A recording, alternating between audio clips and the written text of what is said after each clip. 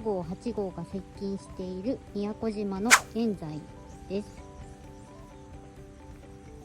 風がちょっと強いぐらいで、今この通り晴れてるし、太陽もちょっと見えてるし、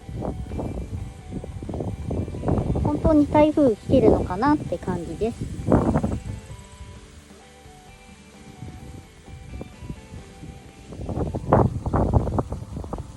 でもまあ多分海の中とかはうねりとか波とかが高くなってたりすると思うので、宮古島にいる人、海にはあんまり近づかないように。